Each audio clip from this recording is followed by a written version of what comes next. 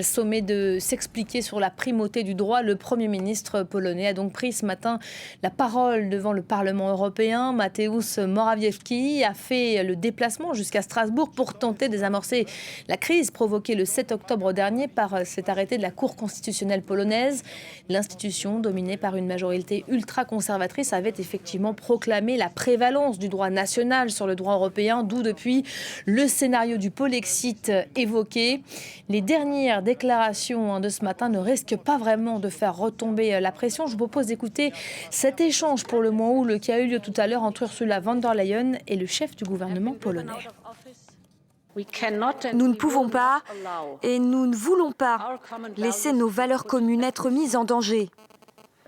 La Commission agira et les options sont toutes connues. Les règles du jeu doivent être les mêmes pour chacun et les accepter doit être une responsabilité pour chacun d'entre nous et pour les institutions qui ont été créées par les traités. C'est là qu'est l'état de droit. Il est inacceptable de voir un élargissement des compétences par la pratique du fait accompli. Il n'est pas possible d'imposer sa volonté sans base juridique. Il est inadmissible de voir un chantage financier, de parler de sanctions ou encore d'autres propos qui vont trop loin et que nous entendons souvent dans d'autres États membres.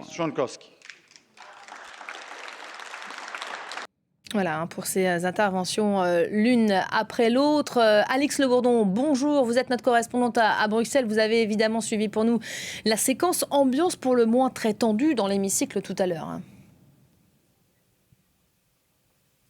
En effet, et le Premier ministre polonais avait donné un avant-goût de son discours dès hier dans une lettre envoyée aux institutions européennes. Finalement, les mots choisis ce matin sont dans la même veine. Il a martelé que la Pologne voulait rester dans l'Union européenne, mais qu'on ne pouvait pas parler d'état de droit sans parler de certaines conditions. La primauté du droit européen ne peut pas saper l'ordre légal national, a-t-il poursuivi. La base de son argumentation, c'est de dire que la loi européenne supplante la loi nationale, mais uniquement dans les compétences définies par les traités. C'était un discours donc à double entrée, où d'un côté on sentait la rhétorique de son parti ultra-conservateur, mais de l'autre il y avait aussi ce Premier ministre qui est venu à sa demande expliquer son point de vue et expliquer pourquoi il avait demandé lui-même à la Cour constitutionnelle polonaise de statuer sur la primauté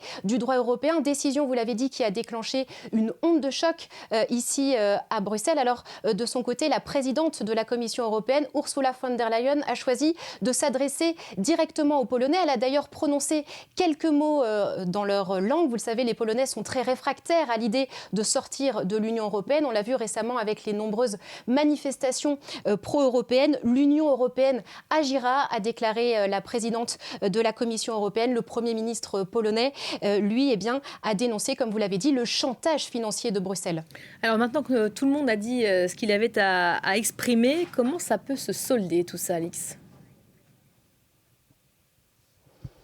Eh bien, écoutez, si le Premier ministre polonais parle de chantage financier, c'est que le principal levier de Bruxelles, ce sont les précieux fonds européens. Alors, ce qu'a déjà fait l'Union européenne contre la Pologne, c'est de suspendre le versement de la première tranche du plan de relance, c'est-à-dire, dans le cas de la Pologne, 5 milliards d'euros sur les 36 milliards d'euros qui devraient lui être attribués. Mais la présidente de la Commission européenne est dans une position délicate entre, d'un côté, les eurodéputés qui mettent la pression pour prendre des mesures plus sévères vis-à-vis de la Pologne. On parle évidemment du mécanisme qui lie le versement des fonds européens au respect de l'état de droit. Vous savez, c'est un mécanisme qui est en vigueur depuis janvier, mais qui n'a toujours pas été appliqué. Mais de l'autre, il y a les États membres qui ont une position beaucoup moins claire, avec d'un côté des pays comme les Pays-Bas qui veulent hausser le taux contre la Pologne et d'autres qui préfèrent temporiser, et pas des moindres, comme l'Allemagne et la France. On verra donc ici à Bruxelles à la fin de la semaine, lors